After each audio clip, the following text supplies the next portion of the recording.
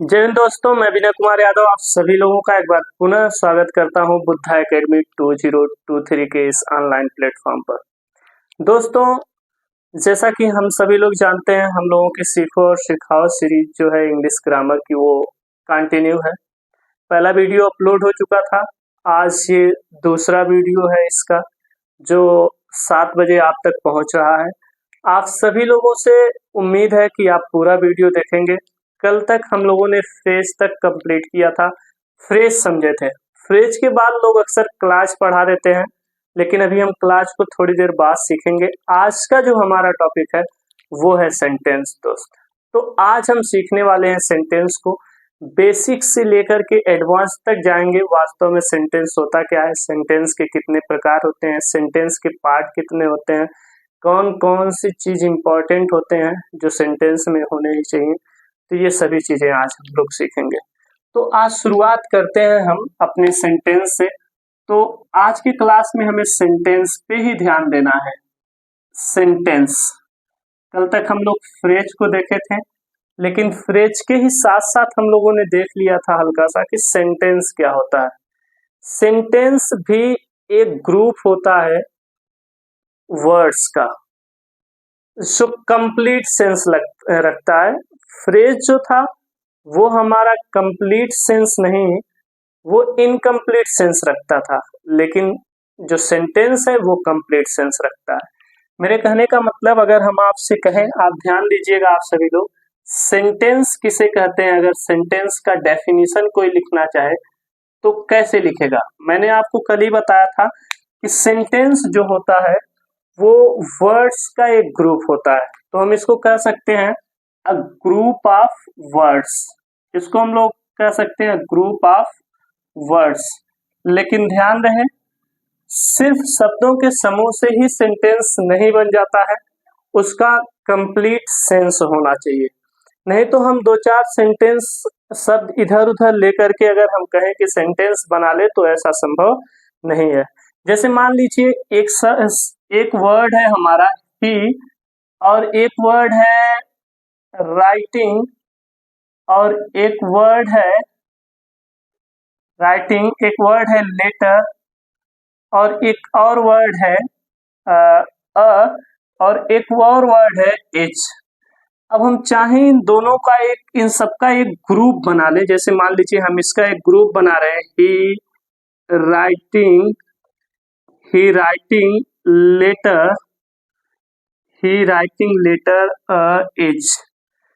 तो ये ग्रुप तो है वर्ड्स का ये ग्रुप है पूरा, लेकिन वास्तव में इसका कोई सेंस नहीं है। आप देखिए, ही राइटिंग लेटर इज, क्या बोल रहे हैं? नहीं, जब इसको हम एक सिस्टमेटिक तरीके से रख देंगे, यानी कि इसको हम इस प्रकार लिख देंगे, अगर he is writing he is writing a letter, वह एक पत्र लिख रहा है।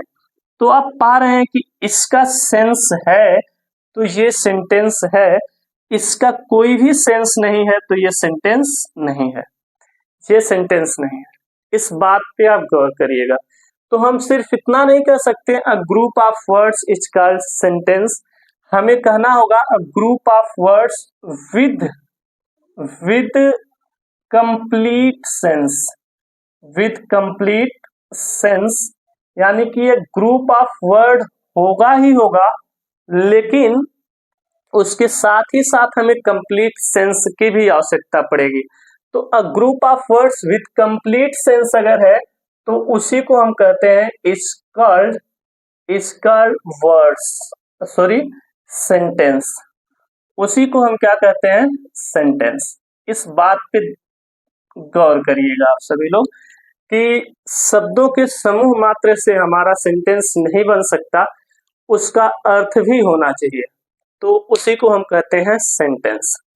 ध्यान दीजिए आप सभी लोग, मैं कुछ सेंटेंस यहाँ लिख रहा हूँ, आप लोग उसको गौर से देखिएगा। अभी फिलहाल मैं इसको मिटा दे रहा हूँ, ये हमारे काम अभी आएगा थोड़ी देर बाद।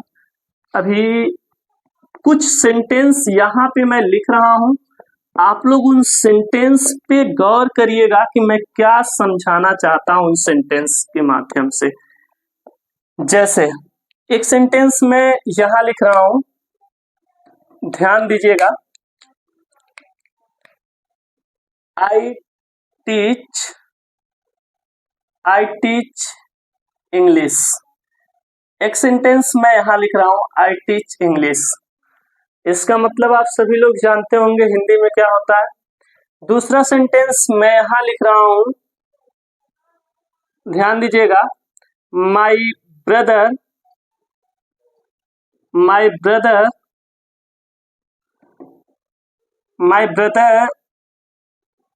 Teaches maths. एक और सेंटेंस में लिख रहा हूं, माई बेस्ट फ्रेंड, ध्यान दीजिए, मैं दिखूं ना दिखूं ये दिखना चाहिए, माई बेस्ट फ्रेंड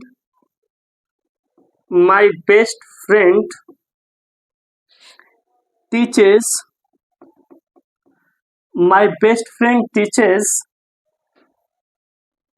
CS। ध्यान दीजिए इस बात को आप सभी लोग। तो अभी आप पा रहे होंगे कि ये जो सेंटेंस है यहां आप देखिए, ये 3 वर्ड का है, ये उससे भी बड़ा है, ये उससे भी बड़ा है। अभी एक सेंटेंस और मैं लिख रहा हूं, मैं कहूं कम बैक, इसका मतलब होता है वापस आ जाओ। ये भी एक कंप्लीट सेंस रखने वाला सेंटेंस है।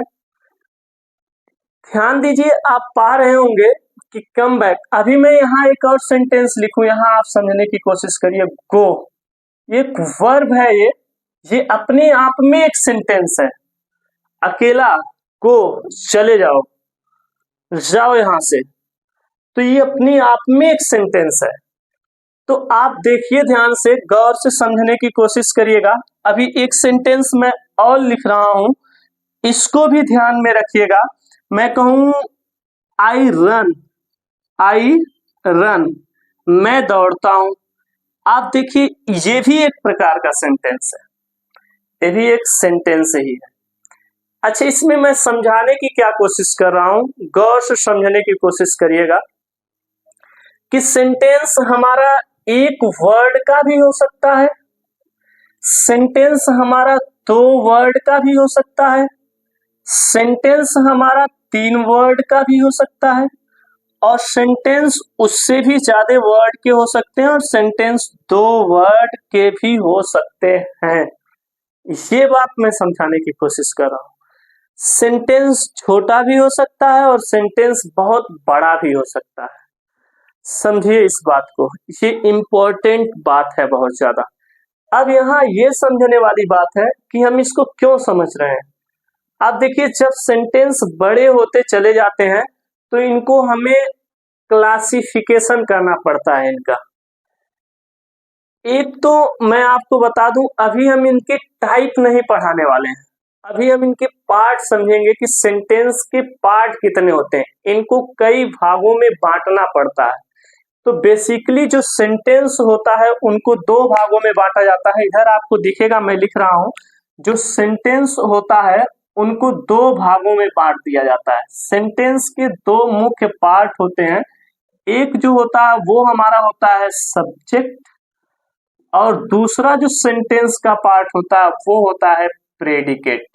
सब्जेक्ट और प्रेडिकेट, इसमें सब्जेक्ट एक पार्ट होता है और एक पार्ट होता है प्रेडिकेट। 2 पार्ट होते हैं सेंटेंस के। अब सब्जेक्ट किसे कहते हैं और प्रेडिकेट किसे कहते हैं ये समझना है। सब्जेक्ट किसे कहते हैं, उसके बाद हम समझ रहे हैं कि प्रेडिकेट किसे कहते हैं। सेंटेंस में ध्यान दीजिएगा, कोई न कोई ऐसी मुख्य चीज होगी जिसके बारे में हम बात कर रहे होंगे। तो किसी भी सेंटेंस में जिस चीज के बारे में या जिसके बारे में या जिस व्यक्ति के बारे में या किसी भी चीज के बारे में अगर बात करते हैं, तो जिसके बारे में बात की जाती है उसी को हम कहते हैं सब्जेक्ट। ध्यान दीजिए, एक चीज आप लोग कभी कभी कंफ्यूज मत होइएगा, सब्जेक्ट और डूअर अलग अलग हो सकते हैं। सब्जेक्ट और डूअर अलग अलग हो सकते हैं। ये सेंटेंस में सब्जेक्ट कभी भी ऐसा मत कहिएगा आप कि काम को करने वाला ही सब्जेक्ट कहलाता है, नहीं, ऐसा नहीं होता है। सेंटेंस में जिसके बारे में बात की जाती है उसे हम लोग सब्जेक्ट कहते हैं। जैसे मान लीजिए ये हमारा सेंटेंस है, तो आप इसको अभी ध्यान मत दीजिए। ये अगर हम सेंटेंस देखें, आई टीच इंग्लिश, इसमें है कि मैं इंग्लिश पढ़ाता हूं। तो कौन इंग्लिश पढ़ाता है, किसके बारे में बात हो रही है? तो बात हो रही है, आप सभी लोग जानते हैं किसके बारे में, आई के बारे में। आई, तो आई ही हमारा क्या है, आई ही हमारा सब्जेक्ट है। ध्यान दीजिएगा, आई ही क्या है, तो आई ही सब्जेक्ट है, आई हमारा सब्जेक्ट है। यहां पे अगर आप देख पा रहे हो, गौर से समझिएगा, यहाँ पे माई ब्रदर टीचर्स मैथ्स, मेरा भाई मैथ पढ़ाता है। तो यहाँ पे किसके बारे में बात हो रही है, तो यहाँ पे माई ब्रदर के बारे में बात हो रही। तो यहाँ पे सब्जेक्ट हमारा कौन है, यहाँ पे सब्जेक्ट है कौन, माई ब्रदर, ये हमारा क्या है, सब्जेक्ट है। गौर से देखिएगा आप सभी लोग, ये इंपॉर्टेंट चीज होती है। अच्छा, यहाँ आगे आइए तो आप देखिए, यहाँ पे इस सेंटेंस में my best friend teachers GS, मेरा सबसे अच्छा दोस्त जीएस पढ़ाता है। यहाँ पे बात किसके बारे में हो रही है, मेरे सबसे अच्छे दोस्त के बारे में। तो ये यहाँ पे सब्जेक्ट है। और इस सेंटेंस में अगर आप देखें, तो इस सेंटेंस में अगर आप देख पा रहे हैं, आई रन मतलब मैं दौड़ता हूं, तो यहाँ पे आई के बारे में, मेरे बारे में बात हो रही है। तो यहाँ पे कौन सब्जेक्ट है, यहाँ पे सब्जेक्ट हमारा आई है, यहाँ पे सब्जेक्ट आई है। अच्छा, अब आते हैं थोड़ा इन सेंटेंसेस में देखते हैं। कम बैक, वापस आ जाओ, गो, भाग जाओ, ये दो सेंटेंसेस हैं पूरा पूरा। इसमें पता चल रहा है किसके बारे में बात हो रही है।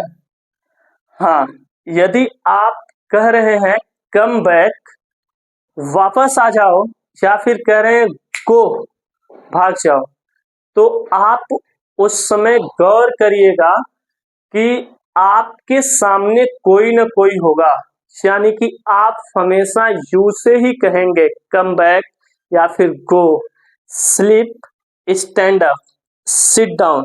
ये सभी के सभी सेंटेंस एक प्रकार के सेंटेंस होते हैं जिनका नाम होता है इंपरेटिव सेंटेंस। तो इंपरेटिव सेंटेंस के बारे में, टाइप ऑफ सेंटेंसेस में हम लोग पढ़ेंगे, ये बात गौर करिएगा। तो इस चीज को हम समझे। अच्छा, यहाँ पे सब्जेक्ट है कौन है, यू, जो अंडरस्टूड है। अंडरस्टूड मतलब छिपा हुआ है, यहाँ पे सब्जेक्ट यू है लेकिन छिपा हुआ है। लेकिन यहाँ पे वर्ब है, ये क्या है, वर्ब। अभी मैं समझाऊंगा वर्ब क्या होते हैं। और ये हमारा क्या है, ये भी वर्ब है। यहाँ पे भी हमारा सब्जेक्ट यू है, जो क्या है, आप सभी लोग जानते होंगे, यहाँ पे भी सब्जेक्ट हमारा अंडरस्टूड है, यानी कि छिपा हुआ है। तो किसी सेंटेंस में सब्जेक्ट हो भी सकता है और सब्जेक्ट नहीं भी हो सकता है। सब्जेक्ट सेंटेंस का एक इंपॉर्टेंट पार्ट होता है, सब्जेक्ट होता है हर सेंटेंस में, लेकिन इंपेरेटिव सेंटेंस एक ऐसा सेंटेंस है जहां पे सब्जेक्ट अंडरस्टूड होता है, वो यू होता है हमेशा और छिपा हुआ होता है। तो इस बात को गौर करिएगा, आप सभी लोग दिमाग में रखिएगा। ये भी हमारा सेंटेंस है। ये सेंटेंस हम पा रहे हैं कि सेंटेंस एक शब्द का भी हो सकता है, 2 शब्द का, 3 शब्द का, 4-5 शब्द का भी हो सकता है। सेंटेंस छोटा भी हो सकता है और सेंटेंस बड़ा भी हो सकता है। अच्छा, अब हम ये तो समझ गए कि जिसके बारे में सेंटेंस में बात की जा रही है उसे हम सब्जेक्ट कहते हैं। और सब्जेक्ट के बारे में गौर से सुनिएगा, और सब्जेक्ट के बारे में जो कुछ भी बात किया जाता है, जो कुछ भी सब्जेक्ट के बारे में बात किया जाता है, उन्हीं सब को हम कहते हैं प्रेडिकेट। वही सब क्या होते हैं, प्रेडिकेट।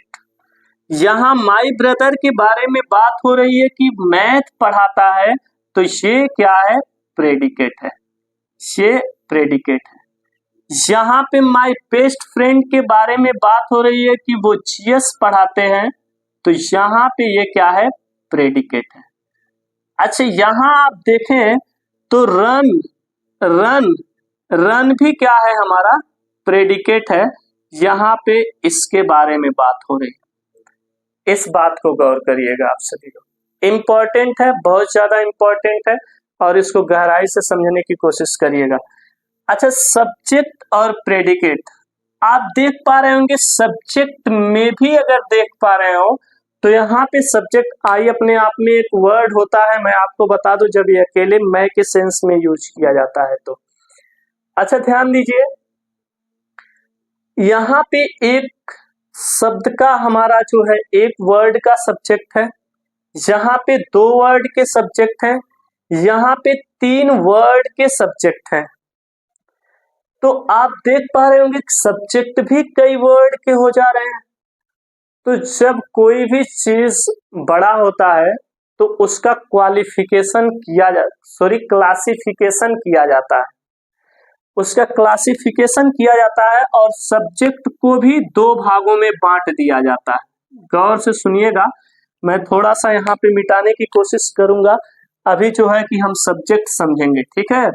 सब्जेक्ट को भी हम 2 भागों में बांट देते हैं। एक तो हमारा जो होता है सब्जेक्ट को जब 2 भागों में बांटते हैं तो एक का नाम होता है क्वालिफायर और दूसरा जो होता है वो होता है हमारा हेड वर्ड, वो होता है हेड वर्ड। इसको समझिए आप लोग, क्वालिफायर और हेड वर्ड क्या होता है, एक क्वालिफायर और दूसरा हेड वर्ड। हेड का मतलब आप नहीं समझ पा रहे हैं, मेन से है, मेन वर्ड भी इसे कह देते हैं, मेन वर्ड। अच्छा कितना ही बड़ा सब्जेक्ट हम बोल ले, उसमें जो मेन होगा वो एक ही शब्द होगा। जैसे मैं कहूं मेरा सबसे अच्छा दोस्त, यानी कि माई बेस्ट फ्रेंड, तो वास्तव में बात तो सिर्फ किसके बारे में हो रही है, फ्रेंड के बारे में। ये सब तो आकर के सिर्फ फ्रेंड को क्वालिफाई कर रहे हैं। क्वालिफाई का मतलब होता है पूरा करना, ये सेंटेंस को पूरा कर रहे हैं, क्वालिफाई कर रहे हैं, एक तरीके से कह दें। माई भी इसको क्वालिफाई ही कर रहा है। तो ये दोनों के दोनों इस फ्रेंड के क्या है, क्वालिफायर है। तो ये क्वालिफायर होते हैं और ये जो होता है मेन, जिसके बारे में बात होती है उसको हम कहते हैं हेड वर्ड या मेन वर्ड। आप यहाँ देखिए माई ब्रदर में वास्तव में बात तो भाई के ही बारे में हो रही है, लेकिन उसको क्वालिफाई थोड़ा सा करें। मैं कहूँ भाई अंग्रेजी पढ़ाता है तो आप कहेंगे वो पूरा नहीं लग रहा है, कहेंगे यार भाई पढ़ाता है, किसका भाई, तो मैं कहा मेरा भाई पढ़ाता है, तो आपको तुरंत समझ में आएगा कि वो भाई मेरा है, भाई आधा अधूरा था उसको पूरा कर दिया वो। अच्छा ध्यान दीजिए आप, ये माई जो है ये क्वालिफायर है और क्वालिफायर को भी कई भागों में बांटा जाता है, लेकिन आप समझने के लिए थोड़ा सा उसको रहने दीजिए, हम समझेंगे। क्वालिफायर में भी एडजेक्टिव हो सकता है, डिटरमाइनर हो सकता है। ध्यान दीजिएगा मैं बता रहा हूं, ये अलग से क्लास लेनी पड़ेगी मुझे। डिटरमाइनर क्या होते हैं, एडजेक्टिव के लिए तो हम पार्ट ऑफ स्पीच में पढ़ेंगे ही। क्वालिफायर को डिटरमाइनर, एडजेक्टिव, एडजेक्टिवल फ्रेज में हम डिवाइड कर देते हैं। ये 3 प्रकार के क्वालिफायर हो सकते हैं। उसके बाद डिटरमाइनर को ही 3-4 भागों में बांट देते हैं। डिटरमाइनर भी एक आर्टिकल डिटरमाइनर होता है और एक होता है, ध्यान से सुन लीजिए आप सभी लोग, बस माइंड में रखिएगा, हम डिटरमाइनर के लिए, एडजेक्टिवल फ्रेज के लिए, एडजेक्टिव के लिए अलग से क्लास लेंगे, यहां पढ़ाएंगे तो सेंटेंस यहीं रह जाएगा। ध्यान से लेकिन सुन लीजिए, क्वालिफायर में आता है हमारा डिटरमाइनर, एडजेक्टिव, एडजेक्टिवल फ्रेज। जैसे यहाँ आप देख पा रहे हैं, आपकी जानकारी के लिए मैं बस बता दे रहा हूं कि माई जो है ये डिटरमाइनर है और यहाँ पे माई जो है डिटरमाइनर है, यहाँ पे जो माई है ये डिटरमाइनर है। बेस्ट एडजेक्टिव है, आप जानते हैं गुड, बेटर, बेस्ट एक ये तीसरी श्रेणी की डिग्री होती है, आप समझ रहे हैं। एडजेक्टिव की पॉजिटिव डिग्री, कंपैरेटिव डिग्री और सुपरलेटिव डिग्री होती है। तो ये सुपरलेटिव डिग्री एडजेक्टिव का है। माई हमारा डिटरमाइनर है। अब आप समझिए, तो क्वालिफायर को 3 भागों में बांटा जाता है। डिटरमाइनर, सुनिए लिखूंगा नहीं, एडजेक्टिव, एडजेक्टिवल फ्रेज। कभी कभी ऐसा होता है कि एडजेक्टिव एक शब्द में नहीं कई शब्दों में आ जाता है, तो उसी को हम कह देते हैं एडजेक्टिवल फ्रेज। डिटरमाइनर भी आर्टिकल हो सकता है, उसकी क्वांटिटी बताने के लिए क्वांटिफायर हो सकता है। आप ध्यान दीजिएगा, वो पोजीशन बताता है तो पोजेसिव हो सकता है। कभी कभी डिटरमाइनर जो है कि संकेत करता है तो वो डेमोन्स्ट्रेटिव हो जाता है। जैसे एक एक उदाहरण मैं सिर्फ बोल दे रहा हूं, आप ध्यान से सुनिएगा और बताइएगा कि मैं जो सेंटेंस बोला हूं उसमें क्या कौन सा चीज है। जैसे मैं एक सेंटेंस बोल रहा हूं, गौर करिएगा आप सभी लोग। अभी लिखूंगा इसको नहीं, हमें यहां तक भी पहुंचना है। तो एक सेंटेंस मैं बोल रहा हूं जिसमें हमारा आर्टिकल डिटरमाइनर हो। जैसे मैं कहूं the man was playing cricket, तो मैन के पहले द जो आया है, ये मैन को डिटरमाइन कर रहा है कि ये वही वाला मैन है, पहले से निश्चित है वो कौन सा मैन खेल रहा है। तो इसलिए वो आर्टिकल डिटरमाइन करने का काम कर रहा है, डिटरमाइनर। और फिर मैं कहूं माई ब्रदर प्लेस क्रिकेट, तो माई ब्रदर को डिटरमाइन कर रहा है और मुझसे पोजीशन बनाने के लिए कार्य कर रहा है, इसलिए वो पोजेसिव डिटरमाइनर है। फिर मैं कहूं some boys are dancing, some boys are dancing, ध्यान से सुनिएगा, सम बॉयज आर डांसिंग। तो बॉयज, मेन बॉयज के बारे में बात हो रही है, लेकिन उनको कुछ उनकी क्वांटिटी बताने के लिए आ गया है सम। या फिर मैं कह दूं सम एग्स आर बॉइलिंग, तो भी आप समझने की कोशिश करिए, सम क्वांटिटी बताने के लिए आ रहा है, तो क्वांटिटी बताने वाले डिटरमाइनर को हम क्वांटिफाइड डिटरमाइनर कहते हैं। सम आता है, लिटिल आता है, a little, the little, few, a few, the few, a lot of, ऐसे बहुत से क्वांटिफाइड डिटरमाइनर आते हैं। ध्यान दीजिए, आगे मैं फिर कह रहा हूं डेमोन्स्ट्रेटिव डिटरमाइनर। जैसे मान लीजिए ये मार्कर है और मार्कर मैं कहूं दिस मार्कर इज माइन, तो वास्तव में बात हो रही है इस मार्कर के बारे में, लेकिन दिस आकर के इसको डिटरमाइन कर रहा है, नहीं यही वाला। तो फिर ये डेमोन्स्ट्रेट, संकेत करके, this marker is mine. Demonstrate का मतलब होता है संकेत करना। दिस मार्कर इज माइन, ये मार्कर मेरा है, ये मार्कर मेरा है। तो ये दिस जो है एक डिटरमाइनर है और ये सॉरी डेमोन्स्ट्रेटिव डिटरमाइनर है, इस बात को गौर करिए।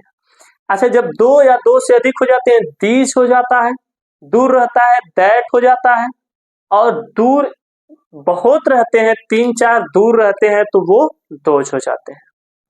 ये 4 डिटरमाइनर जो होते हैं ये डेमोन्स्ट्रेटिव डिटरमाइनर होते हैं। ऐसी प्रकार सच भी होता है, और मैं बताऊंगा डिटरमाइनर इसीलिए कह रहा हूं, ये बड़ा टॉपिक है, इसको एक वीडियो बना करके इसी सीरीज में किसी दिन उसको कवर किया जाएगा। तो ये होते हैं, और हेड वर्ड तो वही होता है जिसके मेन बात की जाती है, जिसके बारे में। अब लास्ट में आता है प्रेडिकेट।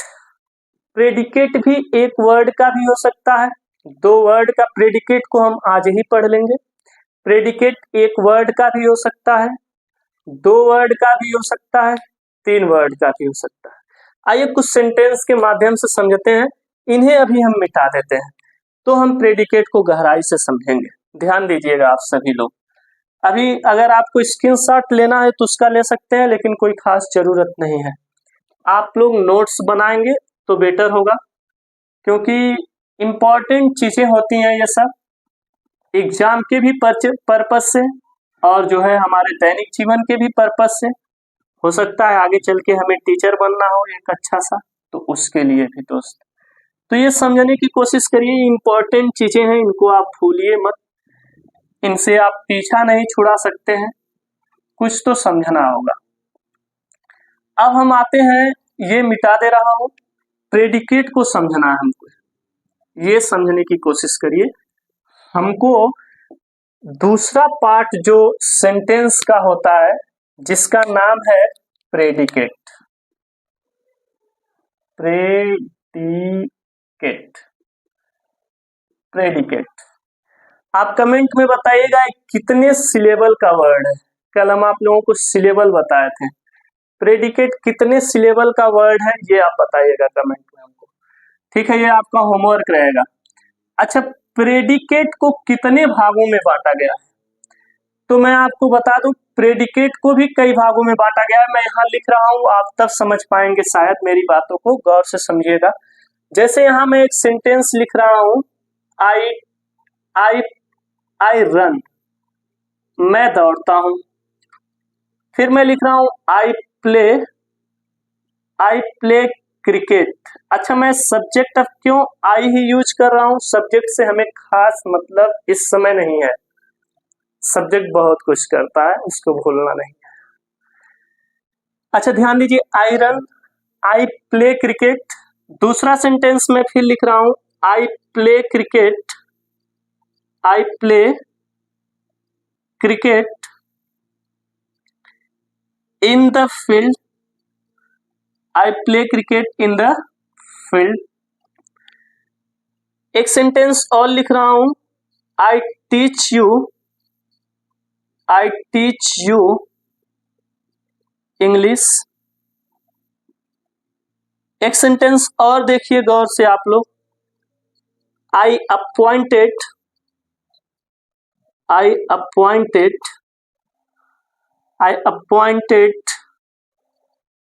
Him monitor.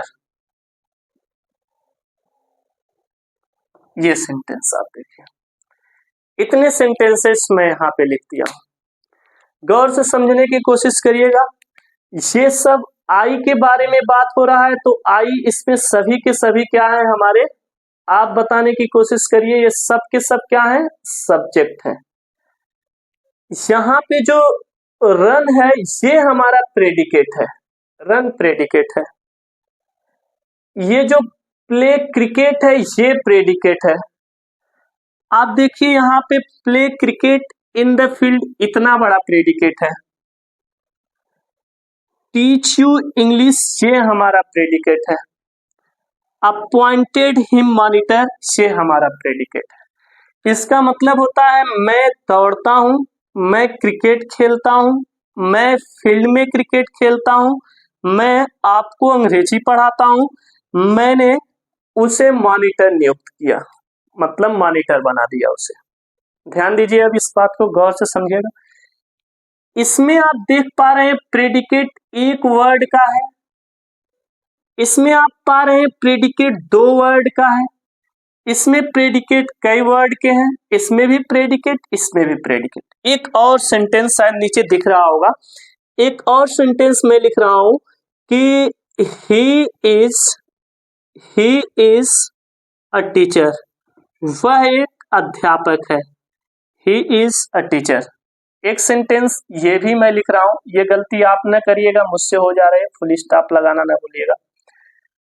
और इंट्रोगेटिव सेंटेंस हो तो मार्क ऑफ इंट्रोगेशन, जैसा भी सेंटेंस हो उसका लास्ट में चिन्ह लगाना नहीं भूलते दोस्तों।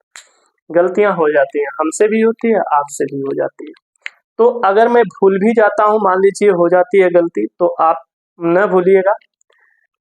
ध्यान दीजिए आप सभी लोग, एक सेंटेंस है, इसमें प्रेडिकेट जो है वो है ही इज अ टीचर, ये प्रेडिकेट है। इसमें इतनी बातें समझ में आई।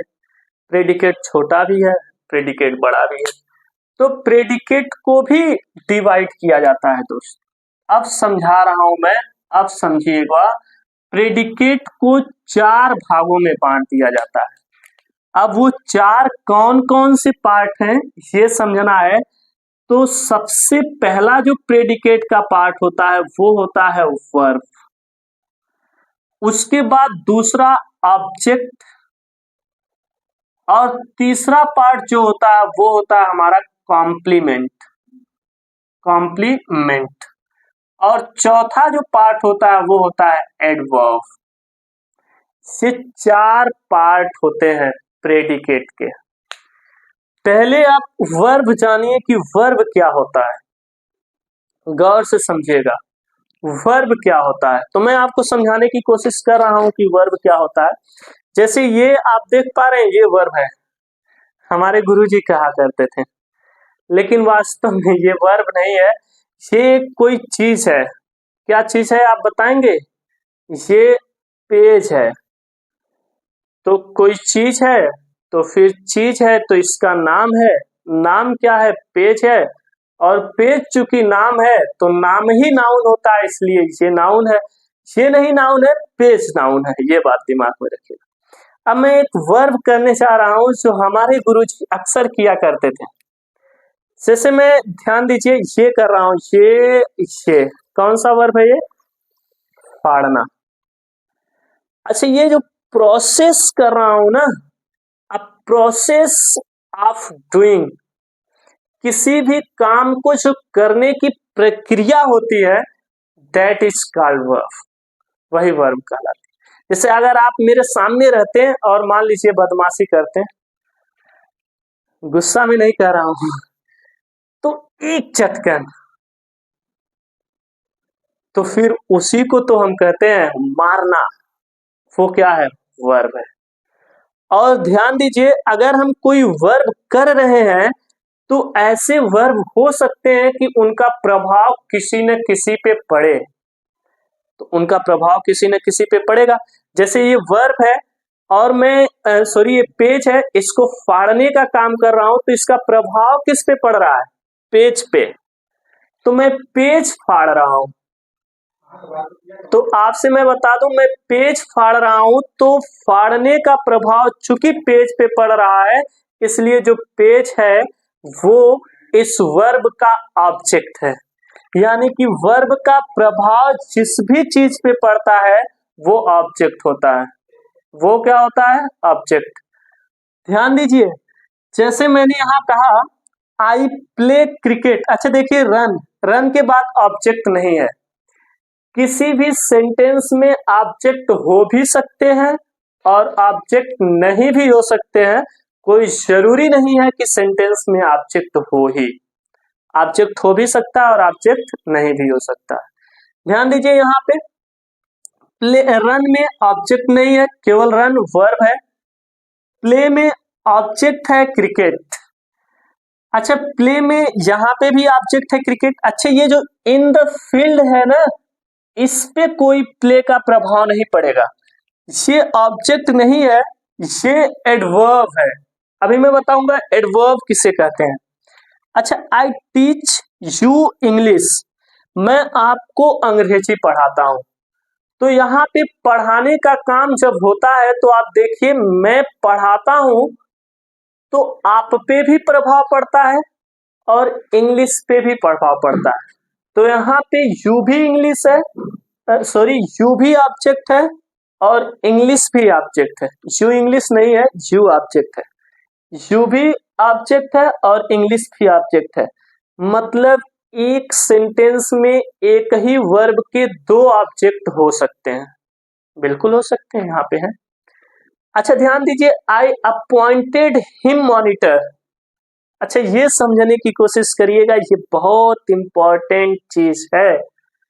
अगर हम तनिक भी गलती करें तो फिर नैया डूब जाती है, और नैया को डुबाना नहीं है। मैं इसको रख देता हूँ। अब मेरे ये अभी कुछ देर बाद काम आएंगे, उस पर एक आध दो क्वेश्चंस वगैरह अगर लगाना होगा तो फिर यूज कर लिया जाएगा उसे भी।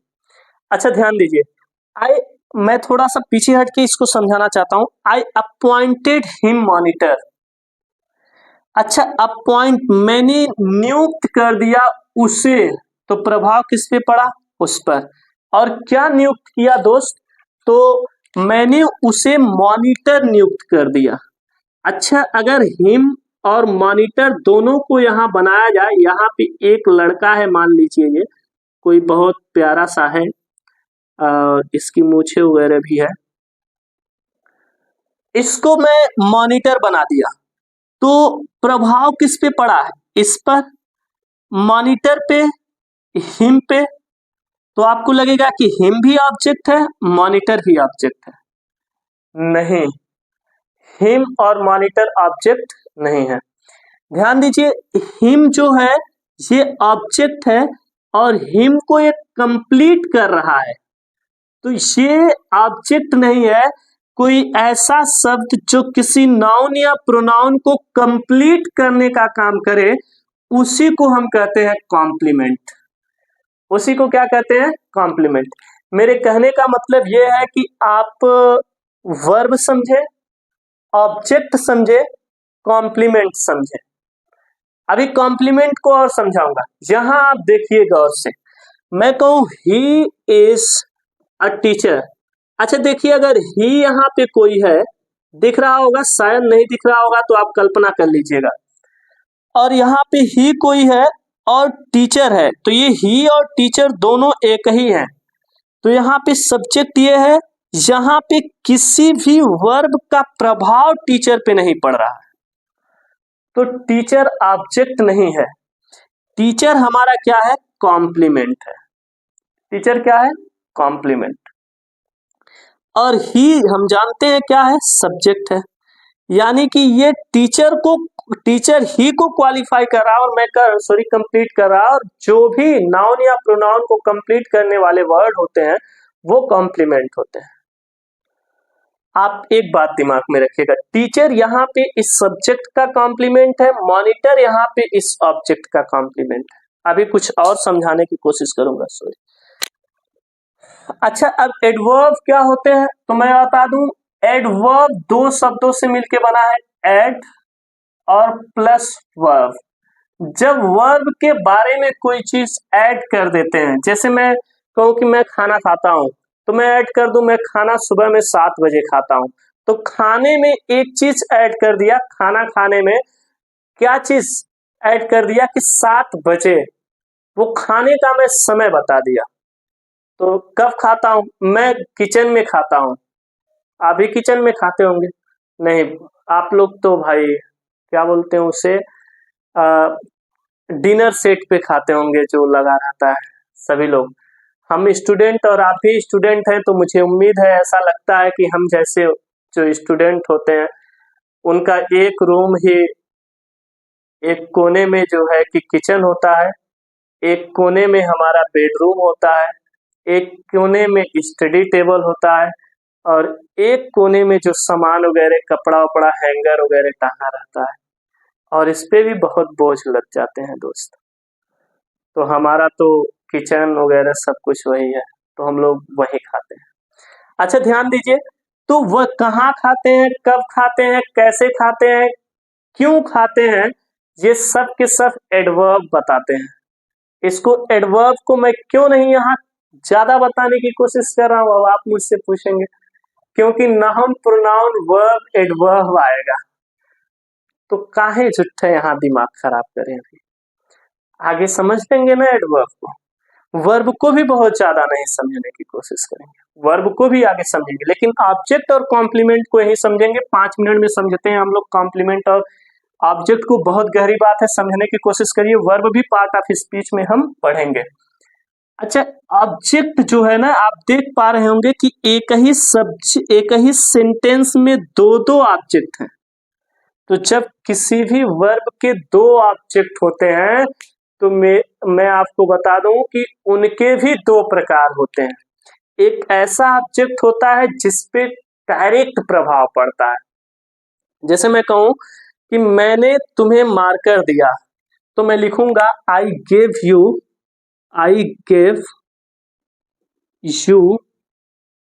Marker, I gave you marker, मैंने तुम्हें मार्कर दिया। अच्छा, गिव यू भी है और मार्कर भी है, दोनों पे प्रभाव पड़ेगा। सबसे पहले मान लो ऐसे देता हूं, सबसे पहले मार्कर पे प्रभाव पड़ेगा, फिर ये आप तक जाएगा तो आप पे भी प्रभाव पड़ेगा। तो यहाँ पे जिस पे पहले प्रभाव पड़ता है, ये 2 प्रकार के होते हैं ऑब्जेक्ट। एक होता है डायरेक्ट ऑब्जेक्ट, और दूसरा होता है इनडायरेक्ट ऑब्जेक्ट। 2 प्रकार के ऑब्जेक्ट होते हैं, एक डायरेक्ट ऑब्जेक्ट, दूसरा इनडायरेक्ट ऑब्जेक्ट। जिसपे डायरेक्ट प्रभाव पड़ता है उसे हम कहते हैं डायरेक्ट ऑब्जेक्ट, यानी कि मार्कर पे पहले प्रभाव पड़ेगा, तो ये हमारा क्या है? डायरेक्ट ऑब्जेक्ट है। आप इसको गौर करिएगा। और यू जो है हमारा क्या है? इनडायरेक्ट ऑब्जेक्ट है। और इसमें आप बताइए पहले इंग्लिश पे प्रभाव पड़ेगा, तो ये क्या है, डायरेक्ट ऑब्जेक्ट है, और यू जो है वो क्या है, इनडायरेक्ट ऑब्जेक्ट है। ज्यादातर मोस्ट ऑफ केसेस में क्या और किसको से जवाब करने पे ऑब्जेक्ट का प्रभाव पता चल जाता है, लेकिन किससे, वर्ब के साथ। जैसे मैंने किसको दिया मार्कर, तो यू को, तुमको। मैंने क्या दिया तुमको, तो फिर मार्कर। तो क्या और किसको से जब हम जवाब करेंगे वर्ब के साथ, तो हमें किसका पता चलता है, ऑब्जेक्ट का। ध्यान दीजिए ज्यादातर 99% केसेज में ऐसा होता है, 99% कह सकते हैं, 95% से एबव ऐसा होता है कि जब किसी सेंटेंस में दो ऑब्जेक्ट आए हुए रहते हैं, तो जो सजीव होता है, लिविंग नॉन लिविंग आप लोग जानते होंगे, जो सजीव होता है वो हमेशा इनडायरेक्ट ऑब्जेक्ट होता है, हमेशा नहीं, मतलब 99% 95% कह सकते हैं। और जो निर्जीव चीज होता है, नॉन लिविंग थिंग्स होती है, वो जो होता है वो इनडायरेक्ट ऑब्जेक्ट होता है। आप देख पा रहे होंगे। तो डायरेक्ट ऑब्जेक्ट इनडायरेक्ट ऑब्जेक्ट को भी हम समझे, हम लोग इसका एक्सरसाइज करेंगे किसी वीडियो में। कॉम्प्लीमेंट भी दो प्रकार का होता है, एक होता है सब्जेक्टिव कॉम्प्लीमेंट, सब्जेक्टिव कॉम्प्लीमेंट, अब आप नाम से समझ गए होंगे, इतने समझदार हो गए। और एक हमारा होता है, दूसरा होता है हमारा ऑब्जेक्टिव कॉम्प्लीमेंट। कुछ लोग इसे सब्जेक्ट कॉम्प्लीमेंट, ऑब्जेक्ट कॉम्प्लीमेंट भी कहते हैं, कहीं कहीं आपको मिलेगा, तो ये मत देखिएगा, दोनों सही है। अच्छा, सब्जेक्टिव कॉम्प्लीमेंट कब कहते हैं, जब कोई नाउन या प्रोनाउन या कोई भी वर्ड जब किसी सब्जेक्ट को कंप्लीट कर रहा हो। जैसे इस सेंटेंस में आप देखिए, ही सब्जेक्ट है, ही को कंप्लीट कर रहा है टीचर, तो ये कॉम्प्लीमेंट में भी कौन सा कॉम्प्लीमेंट है, तो दोस्त ये सब्जेक्टिव कॉम्प्लीमेंट है, सब्जेक्टिव कॉम्प्लीमेंट है। और आपसे मैं पूछूं, मॉनिटर किसको कंप्लीट कर रहा है, हिम को। हिम क्या है, हमारा ऑब्जेक्ट है, ऑब्जेक्ट को कंप्लीट कर रहा है, इसलिए कौन सा कॉम्प्लीमेंट है, ऑब्जेक्टिव, ऑब्जेक्टिव कॉम्प्लीमेंट है। तो कॉम्प्लीमेंट भी आप समझ रहे हैं। मैं यहां लिख रहा हूं, आई नेम्ड, नेम एक वर्ब भी होता है। आई नेम्ड माई सन, मैंने अपने बेटे का नाम रखा चाणक्य। क्या रखा भाई साहब, चाणक्य। तो आप इसमें कमेंट करके हमें बताएंगे इसमें ऑब्जेक्ट कौन है और कॉम्प्लीमेंट कौन है, और सब्जेक्टिव कॉम्प्लीमेंट है कि ऑब्जेक्टिव कॉम्प्लीमेंट, ये आपका क्या रहेगा, होमवर्क रहेगा। तो अभी आज हम लोगों ने क्या पढ़ा, आज हम लोगों ने पढ़ा, ध्यान से समझिएगा, आज हम लोगों ने पढ़ा सेंटेंस के बारे में। सेंटेंस क्या होता है, उसके पार्ट पढ़े। सेंटेंस को दो भागों में बांट दिया गया, सब्जेक्ट और प्रेडिकेट। सब्जेक्ट को दो भागों में बांट दिया गया, क्वालिफायर और हेडवर्ड। क्वालिफायर को चार भागों में बांटा गया, जिसको हम लोग पढ़ने वाले हैं। और जो है कि सब्जेक्ट, उसके बाद प्रेडिकेट को चार भागों में बांटा गया, वर्ब, ऑब्जेक्ट, कॉम्प्लीमेंट और एडवर्ब। उसके बाद वर्ब को दो भागों में बांटा जाता है, हेल्पिंग वर्ब, मेन वर्ब, वो बाद में पढ़ेंगे। वर्ब तो इतने भागों में बांटे जाते हैं कि थक जाएंगे आप पढ़ते पढ़ते। ऑब्जेक्ट भी direct object, indirect object, complement, subjective complement, objective complement, adverb कई प्रकार के होते हैं जो हम पार्ट ऑफ स्पीच में पढ़ेंगे। दोस्त यही है, आप लोग पूरा वीडियो देखें हमारा, इसके लिए आपका बहुत बहुत धन्यवाद। जरूर कुछ नया सीखने के लिए आप पाए होंगे। अगर कोई कमियां या कोई भी दिक्कतें रह गई हो तो आप जरूर बताइएगा, अगले वीडियो में हम सुधार करने की कोशिश करेंगे। आपका आभार होगा दोस्त। और जो है कि अगर अच्छा लगे तो चैनल को शेयर भी कर सकते हैं, सब्सक्राइब भी कर सकते हैं और बेल आइकन दबा दीजिएगा। और मेरी बात मान लीजिए, चाहे कुछ भी हो जाए, डेली शाम 7 बजे तक वीडियो अपलोड हो जाएगा, हमेशा होगा।